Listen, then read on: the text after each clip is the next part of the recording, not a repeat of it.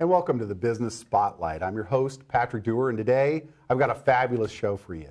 I have a dentist that literally, her business is, when you read the brochure, sounds like you're going on a journey to the Bahamas or something. It's an incredible encounter of, oh my God, there's so much peace there.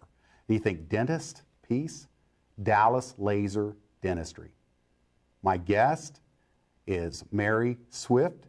It's Dr. Mary Swift. Thank you so much for being on the show.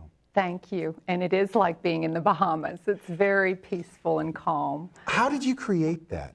I fortunately had an opportunity to see lots of different practices as I was developing my philosophy. And that was what I wanted to emphasize, is it's stress, as low a stress as we can make it. That's really as good. Comfortable as we can make it. Well, I understand that you won the 2011 DFW Consumer's Choice Award. That's right. As a dentist, you won that. That's really unusual for dentistry to even be placed on the ballot. And then from there, it's a random phone sampling of a demographic, and you have enough support of your patients feeding back that you get the Consumer's Choice Award, which we got. Now, I've been to your location, and it is exactly like the brochure says. It's that you're sitting there staring out over North Dallas from a luscious office building almost, but yet the spa environment is really big. So, I mean, that was just something else there. What are some of the keys to creating to that? Not just the environment, but the people that create that environment and work in that environment every day. You know, you surround yourself with the best and the calmest and the most nurturing, caring staff. You're going to be able to provide that for your patients. But from the facility itself, I was told once, we're up on the 8th floor, facing north, looking right over Royal Oaks Golf Course. It's beautiful. Usually you're looking at another building if you're that tall up, so we have just the most spectacular view, and it's comforting. It's comforting for patients not to be squared in by walls. It's almost like if you can see what's going on in the world, it helps to lower some anxiety. Mm-hmm. So all of our chairs face out with a view.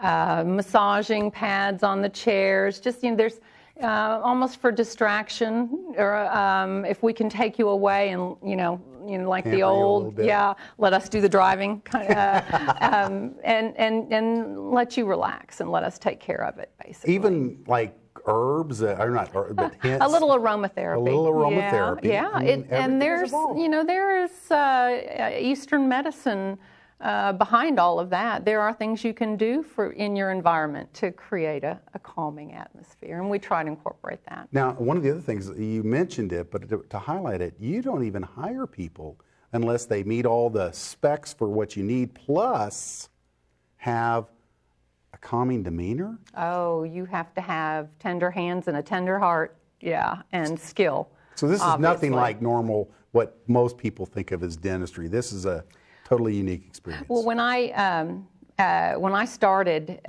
thinking about what I wanted to be when I grew up, I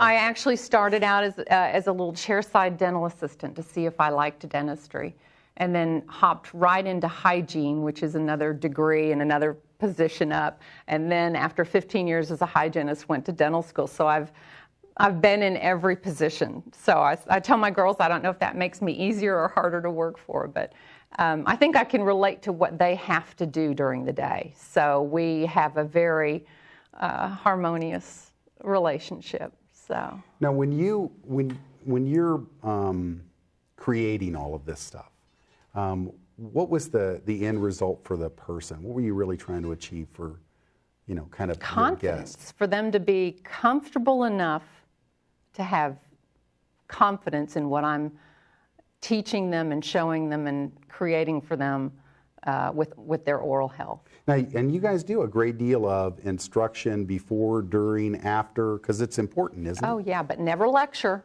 Right. We'll teach, but we won't lecture. What are some of the things that you teach before, during, after?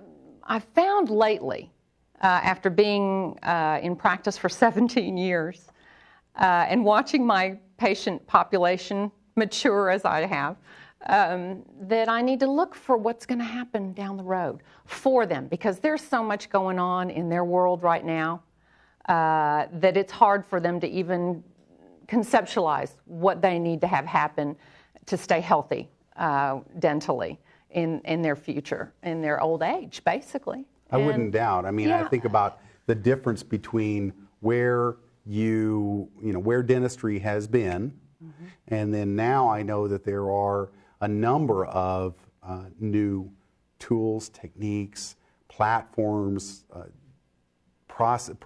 Oh, and they make my job easier. The technology available today, it enhances the result for the patient, but it also just makes it easier to accomplish what. Let me do this. I know we've got a break coming up, so I want to make sure that, no, it's all good. Because the thing that we want to do is we want to make sure that we give honor to who's, to certain things. But we'll be right back right after this with the Business Spotlight.